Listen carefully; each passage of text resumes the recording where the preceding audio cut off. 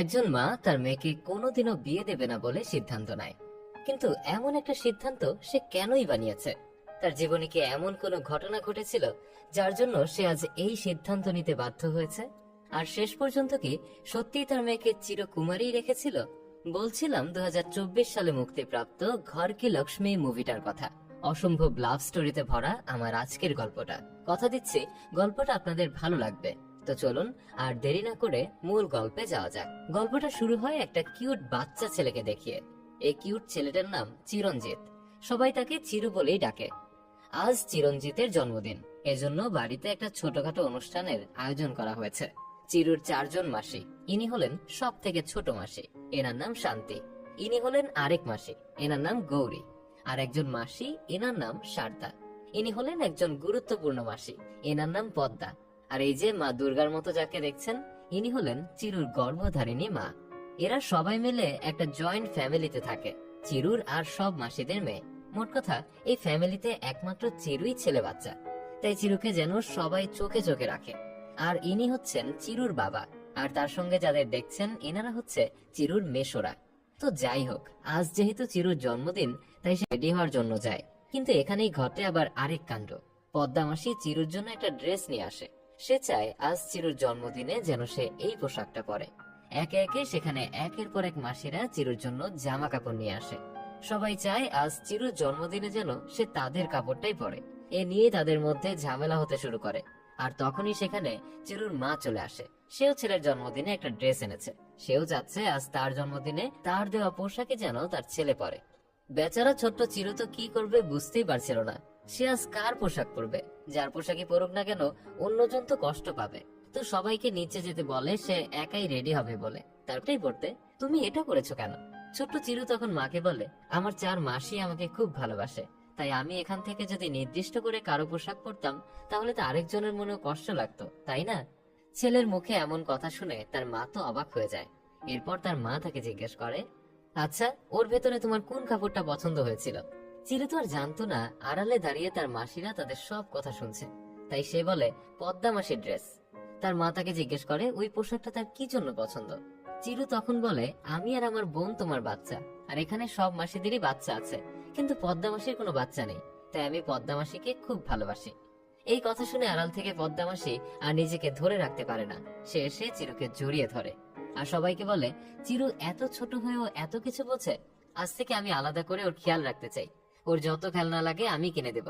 তাছাড়া ওর জন্য যদি কোনো মেয়ে পছন্দ করতে হয়, তাও আমি করব। মেয়ের কথা শুনে তখন চিরু মুখ টিপে হাসতে থাকে। সেই ছোট্ট চিরঞ্জিত আজ কিন্তু অনেক বড় হয়ে গিয়েছে, তাই তার জন্য আজ মেয়ে দেখা চলছে। কিন্তু পদ্মা মাসির কোনো মেয়েকেই পছন্দ হচ্ছে না। তো যাই হোক, চিরু আজ বাজার করার জন্য বাসা থেকে বের হয়। সে একটু দূরেই একটা টমেটোওয়ালাকে দেখতে পায়। তাকে ডাক দিলেও সে যেন শুনেও না শোনার ভান করে। ঠিক সেই সময় চিরুর পাশের বাসার একটা মেয়ে এসে টমেটোওয়ালাকে ডাক দিলে সে খুশি মনে তার টমেটোর গাড়িটা নিয়ে সেখানে চলে আসে। আসলে আমাদের সমাজটা এখন এরকমই হয়ে গেছে, সব জায়গায় মেয়েদের প্রাধান্য একটু বেশি। এটা দেখে চিরু তো খুবই রেগে যায়, তাই সে টমেটোওয়ালাকে একের পর এক কথা শোনাতে থাকে। তখন চিরু খেয়াল করে পাশে দাঁড়িয়ে মেয়েটা টমেটো নিচ্ছে আর তার দিকে তাকিয়ে মিটি মিটি হাসছে। তখন চিরু তার পরিচয় জিজ্ঞেস করলে সে বলে, আমি গীতিকার বোন। কিন্তু এরপরও চিরু তাকে চিনতে পারে না। তখন সে বলে, শিলা আন্টি আছে না, ওনার ছেলের সঙ্গে আমার দিদির বিয়ের কথা চলছে। শিলা আন্টি আসলে চিরুর মা ছিল। মেয়েটা তার দিদির ব্যাপারে আরো অনেক ভালো ভালো কথা বলতে থাকে। কোনো ছেলে নাকি তার দিদিকে দেখলেই তার ভাগ্যই খুলে যাবে। আর শুধুমাত্র তার দিদির জন্যই তারা এই এলাকায় ঘর ভাড়া নিয়েছে। তাই চিরু যদি এবার তাকে না দেখে, তাহলে তার অন্য জায়গায় বিয়ে ঠিকই হয়ে যাবে। চিরু বুঝতে পারে না তার মা মাসিরা মিলে এমন এক কাণ্ড ঘটিয়ে রেখেছে।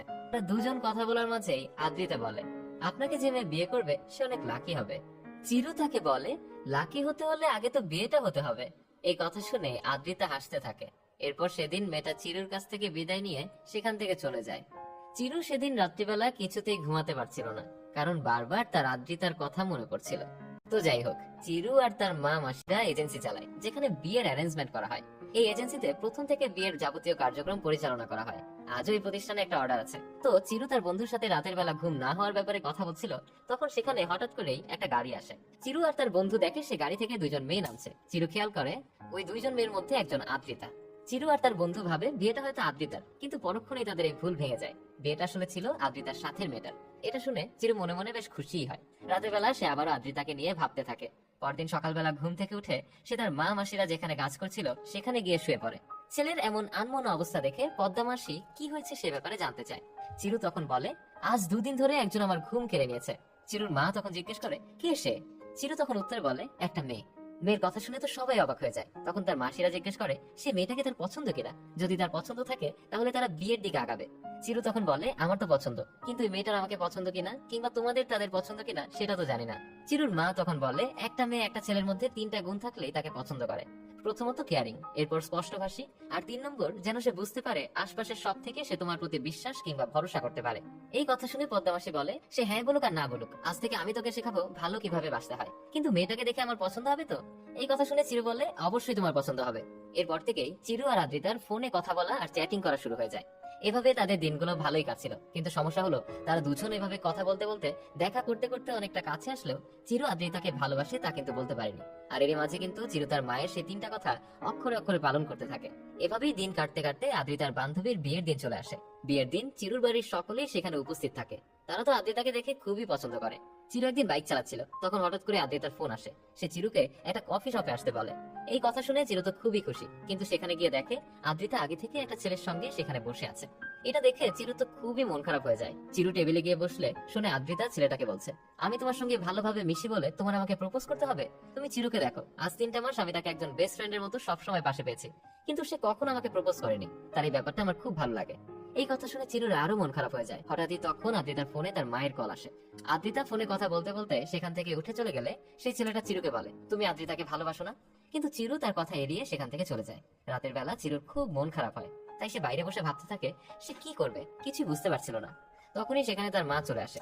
সব কথা শুনে তার মা তাকে বলে, তুমি অপেক্ষা করো, ভালোবাসার প্রথম শর্ত অপেক্ষা করা। কিন্তু চিরু তার কথা শুনে বেশ রেগে যায়, তাই তার মা তাকে ঘুমোতে বলে সেখান থেকে চলে যায়। পরদিন সকালবেলা চিরু আদ্রিতাকে ফোন দেয়। চিরু কি করছে আদ্রিতা তা জিজ্ঞেস করলে সে বলে, খাবারের জন্য অপেক্ষা করছি। আদ্রিতা বলে, আমার আজ খাবার বানাতে ইচ্ছে করছে না। এই কথা শুনে চিরু তাকে বলে, তুমি অপেক্ষা করো, আমি তোমার জন্য খাবার নিয়ে আসছি, একবার খেয়ে দেখো, আমার ঘরের খাবার খুবই টেস্টি। আদ্রিতা তখন তাকে নিষেধ করলেও সে শোনে না। তো চিরু একটা কালো ড্রেস পরে খাবার নিয়ে যখন বের হচ্ছিল, তখনই তার মা মাসিরা তাকে মন্দিরে মাথা ঠেকিয়ে যেতে বলে। কিন্তু এই কথা শুনে চিরু বেশ রেগে যায়। তো যাই হোক, চিরু খাবার নিয়ে যখন আদ্রিতার বাড়ির সামনে এসে দাঁড়ায়, তখন তার কালো ড্রেস দেখে সিকিউরিটি গার্ড ভাবে সে ডেলিভারি ম্যান। তাই সে আদ্রিতার কাছে ফোন দিয়ে বলে, ম্যাডাম, ডেলিভারি ম্যান এসেছে। এই কথা শুনে চিরু খুবই রেগে যায়, আর আদ্রিতা তো হাসতেই থাকে। এরপর চিরু আর আদ্রিতা মিলে যখন খাবার খাচ্ছিল, তখন আদ্রিতা খাবারের খুব প্রশংসা করে। চিরু আদ্রিতার কাছে তার ফ্যামিলির বিষয়ে জিজ্ঞেস করলে সে বলে, আমার মাই আমার দুনিয়া। এরপর আদ্রিতা যখন খাবার শেষে হাত ধুতে যাচ্ছিল, তখন চিরু তাকে পদ্মা মাসির দেওয়া মিষ্টি খেতে বলে। এরপর তারা গল্প করতে করতে চিরু একটা বড় মন্দিরের কথা বলে। বলে তার মা মাসিরা চায় সে যেন ওই মন্দির থেকে ঘুরে আসে। এই কথা শুনে আদ্রিতা বলে, তোমাদের ফ্যামিলি ট্যুর? চিরু বলে, না, আমি একাই যাব। আদ্রিতা তখন বলে, তুমি চাইলে আমি তোমার সঙ্গে যেতে পারি। এই কথা শুনে চিরু তো খুবই খুশি হয়ে যায়। তার কাছে যেন মেঘনা চাইতেই জল। তো চিরু সেখান থেকে খুশি মনে তার বাড়ি ফিরে তার মা মাসিদের এই কথা খুলে বলে। ছেলের মুখে এই কথা শুনে মা মাসিরা তো খুবই খুশি হয়ে যায়। তাদের পুরাতন গাড়িটা সবাই মিলে ধুয়ে মুছে চকচকে করে ফেলে। এরপর চিরু তার মা মাসিদের কাছ থেকে বিদায় নিয়ে আদ্রিতার বাড়ির সামনে চলে আসে। কিন্তু এখানে এসে দেখতে পায় আদ্রিতার সঙ্গে তার বান্ধবীও যাবে। এটা দেখে তার একটু মন খারাপ হয়ে যায়। আদ্রিতা তখন বলে, ও এখানে একা একা থেকে বোর হয়ে যাবে, এজন্য নিয়ে নিচ্ছি। এরপর তারা সে মন্দিরের উদ্দেশ্যে রওনা দেয়। মন্দিরের পাশে একটা সি বিচ ছিল, তারা ওখানে খুব মজা করে। এরপর তারা মন্দির দর্শন করে যখন ফিরে আসবে, তখনই আদ্রিতার বান্ধবীর ফোনে একটা কল আসে। টুকে বলে, যখন এরা প্রেম করতো তখন মনে হতো এরা দুজন দুজনকে না পেলে হয়তো নিজেদের দুনিয়া শেষ হয়ে যাবে, আর বিয়ের পরে এখন দেখো তাদের ঝগড়া যেন মিটতেই যায় না। এদের সমস্যা কি আমি তা আজও বুঝতে পারলাম না। কিন্তু চিরু বাচ্চাদের মতো শব্দ করে জুস খেয়েই যাচ্ছিল। আদ্রিতা তাকে ডাক দিলে তখন সে বলে, আমি শুনেছি সমস্যা তোমারও না আমারও না। এই কথা বলতে বলতে এক সময় সে তার মনের কথা বলে দেয়। আর এই কথাগুলো শুনে আদ্রিতার খুব মন খারাপ হয়ে যায়। চিরু আসলে বুঝতে পারেনি কিভাবে সে কথাগুলো বলে দিল। তারা যখন ওখান থেকে ফিরে আসে, সারাটা পথ আদ্রিতা চিরুর সঙ্গে কোনো কথাই বলে না। এজন্য চিরুর খুব মন খারাপ। সে মন খারাপ করেই বাড়িতে ঢুকে। তার মা মাসিরা যখন তার কাছে কি হয়েছে জিজ্ঞেস করে, তখন সে মন খারাপ করে বলে, কিচ্ছু হয়নি। এই কথা বলেই সে সেখান থেকে চলে যায়। এদিকে আদ্রিতারও কিন্তু খুব মন খারাপ। সেও কোনো কাজে মন বসাতে পারছিল না। ও, আপনাদের তো বলাই হয়নি, আদ্রিতা আসলে একজন লয়ার। চারুও কিন্তু ট্যুর থেকে ফিরে কারোর সঙ্গে তেমন কোনো কথা বলে না। কেউ কিছু বললেই সে রেগে যাচ্ছিল। রাতের বেলা আদ্রিতার বান্ধবী তাকে বোঝায় যে চিরু আসলে খুব ভালো ছেলে, তার মধ্যে আন্ডারস্ট্যান্ডিং, কেয়ারিং এ সবকিছুই আছে, ও তোকে খুব ভালো রাখবে। কিন্তু আদ্রিতা কি করবে সে যেন বুঝতেই পারছিল না। পরদিন সকালবেলা একটা বিয়ের জন্য বাড়িটা সুন্দর করে সাজানো হচ্ছিল। তখন চিরু গাড়ির মধ্যে বসে জোরে জোরে গান গাইতে থাকে। চিরুর মা তাকে বাজারে যেতে বললে সে বলে, হ্যাঁ 5 কিলো খুশি আনতে হবে, 10 কিলো শান্তি আনতে হবে, তাই না? ছেলের মুখে এমন কথা শুনে চিরুর মা বলে, কিরে এসব কি বলছিস তুই? চিরু তখন গাড়ি থেকে বের হয়ে এসে বলে, কি বলবো তোমরা বলে দাও। তখন পদ্মা মাসি বলে, ভালোবাসা এরকম একটু একটু হয়েই থাকে, দেখবি এসব কিছু ঠিক হয়ে যাবে। তখনই তাদের বাড়ির মধ্যে একটা গাড়ি ঢুকতে দেখে তার এক মাসি বলে, দেখ আদ্রিতা হয়তো চলে এসেছে। চিরু তাকিয়ে দেখে সত্যি আদ্রিতা গাড়ি থেকে নামছে। আদ্রিতা যখন তার মাসিদের কাছে আসে তখন চিরু সেখান থেকে ভেতরে চলে যায়। আদ্রিতা চিরুর সঙ্গে কথা বলার জন্য ভেতরে যায়। সেখানে গেলে চিরু তাকে সরি বলে। আদ্রিতা তখন চিরুকে বলে, তোমাকে এবং তোমার ফ্যামিলিকে আমার খুব ভালো লাগে।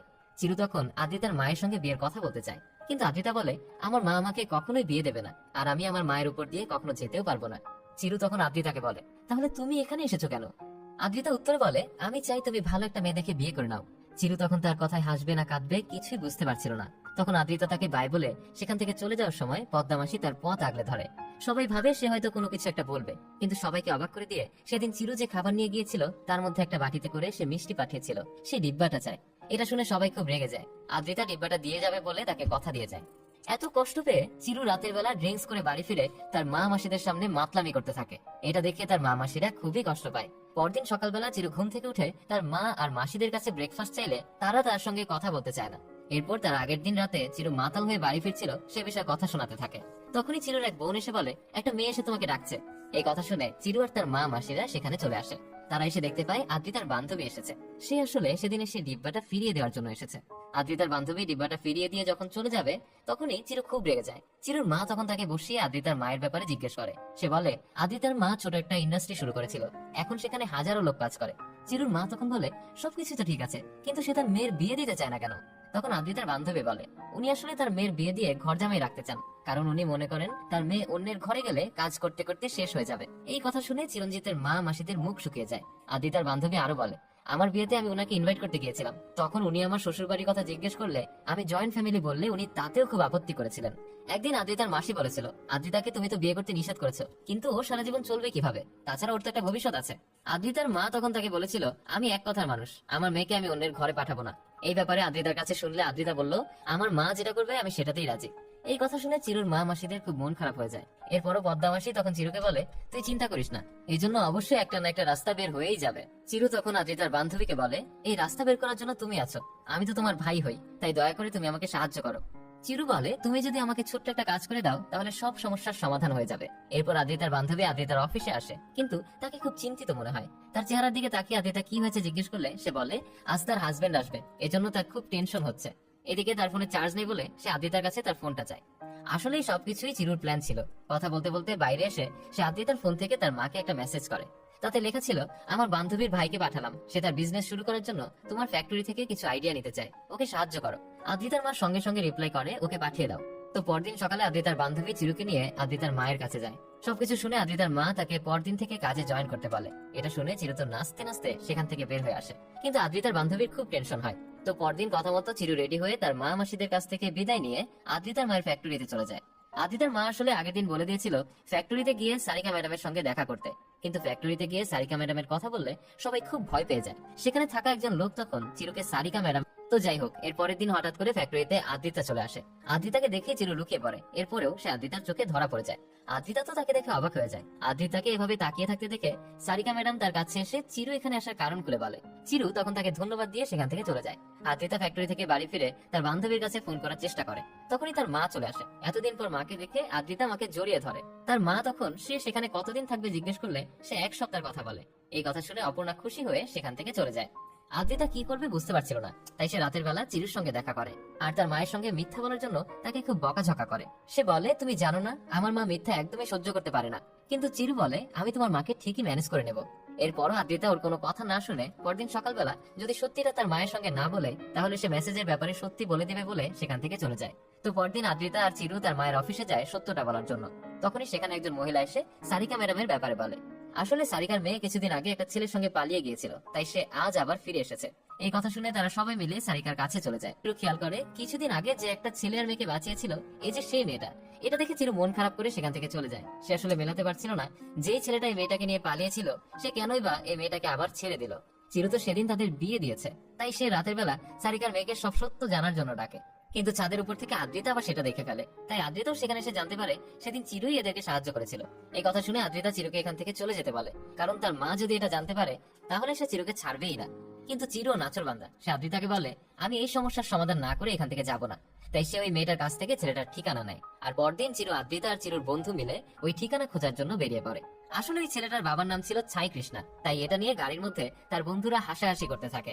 এরপর তারা একটা চায়ের দোকানের সামনে গিয়ে এক লোককে জিজ্ঞেস করে হাই কৃষ্ণার বাড়ি কোথায়। এই কথা শুনে লোকটা তাদের ছাই কৃষ্ণার বাড়ি নিয়ে যায়। কিন্তু এখানে কৃষ্ণাকে দেখে তাদের মুখ দিয়ে আর কোনো কথাই বেরোচ্ছিল না। তারা এখানে কেন এসেছে এটা জানতে চাইলে চিরু আর তার বন্ধু ভয় পেয়ে উদ্ভট ভাবে কথা বলতে থাকে, এমনকি তারা সেখানে নাচ গানও করতে থাকে। তখনই হঠাৎ করে সেই ছেলেটা চলে আসে। ছেলেটার নাম ছিল প্রশান্ত। প্রশান্তকে দেখে চিরু তার কাছে যায়, আর চিরু বুঝে গিয়েছিল প্রশানের বাবা ইংলিশ বোঝে না, তাই সে প্রশানের সঙ্গে ইংলিশে কথা বলতে থাকে। প্রশান্ত চিরুদের তার বাবার সঙ্গে পরিচয় করিয়ে দেয়, তারা প্রশানের ভার্সিটি সিনিয়র। এই কথা শুনে প্রশানের বাবা তো খুবই খুশি হয়ে যায়। এরপর চরুরা তাদের কাছ থেকে বিদায় নিয়ে সেখান থেকে ফিরে আসে। চিরু সারিকার মেয়েকে সবকিছু ঠিক হয়ে যাবে এই কথা বোঝানোর চেষ্টা করে, কিন্তু সে কোনো কথা না বলে সেখান থেকে চলে যায়। আদ্রিতাও চরুর উপর রাগ করে সেখান থেকে চলে যায়। এদিকে রাতের বেলা চিরু যখন তার বাড়িতে ফোন করছিল, তখন হঠাৎ করেই আদ্রিতার ফোন আসে। তাই সে বাড়ির ফোনটা কেটে দিয়ে আদ্রিতার ফোন রিসিভ করে। আদ্রিতা তখন তাকে জানায় মেয়েটা সুইসাইড করতে যাচ্ছিল। এই কথা শুনে চিরু সঙ্গে সঙ্গে সেখানে গিয়ে মেয়েটাকে বোঝায়, কিন্তু মেয়েটা তার কোনো কথাই বুঝতে চায় না। তাই পরদিন চিরু আর আদ্রিতা মিলে মেয়েটাকে প্রশানের বাড়ি নিয়ে আসে, আর সেখানে এসে চিরু প্রশানের মাকে সবকিছু খুলে বলে। কিন্তু প্রশানের মা তো জানতো তার বাবা কখনোই এটা মেনে নেবে না, তাই সে তাদেরকে এখান থেকে চলে যেতে বলে। কিন্তু চিরু নাছোড়বান্দা, তাই সে ওখানকার লোকজনের সঙ্গে মারামারি করতে থাকে। তখনই সেখানে প্রশান আর তার বাবা চলে আসে। চিরু প্রশানের বাবাকে সবকিছু খুলে বলে। প্রশানের বাবা সবকিছু শুনে প্রশানকে তাদের সঙ্গে নিয়ে যেতে বলে। চিরু প্রশানকে নিয়ে আদ্রিতার বাড়ি ফিরে আসে। সবকিছু শুনে সেদিন রাতের বেলা আদ্রিতার মা চিরুকে সকালবেলায় তাদের সঙ্গে নাস্তা করার কথা বলতে বলে। আদ্রিতা ফোন করে এটা চিরুকে বললে চিরু পরদিন সকালবেলা চলে আসে। তারা যখন খাবার টেবিলে বসেছিল তখন চিরুর বারবার ফোন আসছিল। এটা দেখে আদ্রিতার মা তাকে ফোনটা রিসিভ করতে বলে। চিরু বলে আমার মা মাসিরা ফোন দিচ্ছে, আমি নাস্তা করে ওদের সঙ্গে কথা বলে নেব। এরপর আবারও ফোন আসে। তখন আদ্রিতার মা বলে তোমার মা মাসিরা তোমার খুব খেয়াল রাখে তাই না, তুমি উনাদের আমাদের এখানে আসতে বলো, এতে করে তাদের সঙ্গে আমার পরিচয়টাও হয়ে যাবে আর তারাও তোমাকে দেখে যাবে। তো পরদিন চিরু তার মা আর মাসিদের সেখানে আসতে বলে। চিরুর মাসিরা এসে আদ্রিতার মায়ের সঙ্গে পরিচয় হলে তাদের খুব ভালো লাগে। তারা সবাই মিলে খুব আনন্দ করে। এরপর তারা যখন সবাই নিচে ছিল তখন পদ্মা মাসি অপর্ণার কাছে এসে আদ্রিতার চিরুর ভালোবাসার কথা বলে দেয়। এই কথা শুনে অর্পণা চুপ করে থাকে। তখনই সেখানে সারিকা এসে সবকিছু শুনে বলে আমি আগেই ভেবেছিলাম এদের নিশ্চয়ই কোনো একটা উদ্দেশ্য আছে। এরই মধ্যে সেখানে চিরু আর তার মা মাসিরা চলে এসেছিল। তখন চিরুর মা সারিকাকে চুপ করিয়ে দিয়ে বলে আমাদের কোনো খারাপ উদ্দেশ্য নেই, ওরা দুজন দুজনকে ভালোবাসে, আর ভালোবাসা তো কোনো অন্যায় না। পদ্মা মাসি অপর্ণার কাছে হাত জোর করে আদ্রিতাকে চায়, কিন্তু অপর্ণা এখানে কোনো কথাই বলে না, আর সারিকা তাদেরকে অপমান করে সেখান থেকে বের করে দেয়। চিরু তার মা মাসিদের নিয়ে তখন বাড়ির উদ্দেশ্যে রওনা দেয়। আজ তাদের মনটা খুবই খারাপ। এদিকে আদ্রিতা তার মায়ের সঙ্গে কথা বলতে চাইলে তার মা তার সঙ্গে কথা না বলে সেখান থেকে চলে যায়। অপরদিকে আদ্রিতার বান্ধবীও বলে দেয় সে আদ্রিতার ফোন থেকে মেসেজটা করেছিল। আদ্রিতা এই ব্যাপারে কিছুই জানে না, আর সারিকার মেয়ে এসে অপর্ণাকে বোঝাতে থাকে। সবকিছু শুনে অপর্ণার মনটাও কিছুটা নরম হয়ে যায়। এদিকে আদ্রিতা পরদিন সকালবেলা রেডি হয়ে বের হচ্ছিল, তখন তার গাড়িতে আদ্রিতার মা এসে ড্রাইভ করে। যেতে যেতে আদ্রিতার মা আগে তার কাছে চিরু সম্পর্কে সবকিছু শোনে। চিরুর মাসি একদিন আদ্রিতাকে একটা চেইন দিয়েছিল, আদ্রিতা আজ চেইনটা তাকে ফিরিয়ে দেওয়ার জন্য যাচ্ছে। এদিকে চিরু কারোর সঙ্গে কথা না বলে সবসময় নিজের রুমে শুয়ে থাকে। অপরদিকে আদ্রিতার মা আর আদ্রিতা চিরুদের বাড়ি চলে আসে। তাদের দেখে সবাই খুব খুশি হয়। তখনই আদ্রিতার মা বলে আদ্রিতাকে যে চেনটা দেওয়া হয়েছিল সেটা ফিরিয়ে দেওয়ার জন্যই আজ তারা এসেছে। এটা শুনে তো সবার খুব মন খারাপ হয়ে যায়। আর এইসব কথা চিরু কিন্তু ঘর থেকে ঠিকই শুনছিল। চিরুর মা পদ্মামাসিকে চিরুকে ডেকে আনতে বলে, কিন্তু পদ্মামাসি বলে এমনিতেই সে খুব কষ্ট পেয়েছে, আর এখানে ডেকে এনে তাকে আমি নতুন করে কষ্ট দিতে পারবো না। চিরুর মা তখন আদ্রিতার মায়ের কাছে জিজ্ঞেস করে সে কেন তার মেয়েকে বিয়ে দিতে চায় না। তখন আদ্রিতার মা তার জীবনের কাহিনী বলতে থাকে। সে বলে আদ্রিতা যখন পেটে তখন তার বাবা তাকে ছেড়ে চলে গেছে, সেখান থেকে সে আদ্রিতাকে খুব কষ্ট করে মানুষ করেছে, তাই সে কোনো পুরুষ জাতিকে আর কখনো বিশ্বাস করতে চায় না। এই কথা শুনে চিরুর মা আদ্রিতার মাকে বোঝায় যে সব পুরুষ মানুষ সমান নয়, আর চিরুকে তারা এমন ভাবে মানুষ করেনি। চিরু সব মাসিরা মিলে আদ্রিতার মাকে এই কথাই বোঝাতে থাকে। এক পর্যায়ে আদ্রিতার মা রাজি হয়ে যায়। সে আদ্রিতাকে বলে আমি যদি তোকে বিয়ে দেই তাহলে এই ঘরেই দেবো। এই কথা শুনে তো সবাই খুশি হয়ে যায়, কিন্তু আদ্রিতা তখন বলে আমি এখানে বিয়ে করবো না, কারণ এখানে এত কাণ্ড হয়ে যাচ্ছে। তারপরে চিরু এখানে একবারও আসলো না, সে কিনা এখনো ঘরের ভেতরেই ঘুমাচ্ছে। কষ্ট কি শুধু তার একারই লেগেছে যে সেই বিরহে তাকে দরজা বন্ধ করে শুয়ে থাকতে হবে? চলো মা আমরা এখান থেকে চলে যাই। আপনাদের তো আগেই বলেছি চিরু সবকিছুই বাসা থেকে শুনছিল, তাই অবস্থা বেগতিক দেখে সে বাইরে বের হয়ে আসে আর বলতে থাকে আমি কোথায় ঘুমাচ্ছি, আজ 4 দিনের মধ্যে আমি একটুও ঘুমাতে পারিনি। তোমার ওই মুখটা না দেখলে আমার ঘুমই আসে না। আমি যখন সবকিছু ঠিক করার চেষ্টা করেছি তখন তুমি কি বলেছো আমার মাই আমার দুনিয়া। কই আমার তো এতগুলো মা, সেই ছোটবেলা থেকে আমাকে মানুষ করেছে, তাই এরাও আমার কাছে কম কিছু না। এই কথা বলে সে আদ্রিতার মায়ের কাছে ক্ষমা চায়। এরপর সত্যিই তাদের বিয়ে হয়ে যায়। বিয়েতে চিরুর মা মাসিরা এমনকি আদ্রিতার মাও নাচতে থাকে। আর এরকম একটা সুন্দর মুহূর্তের মধ্য দিয়েই আমার গল্পটা এখানেই শেষ হয়ে যায়।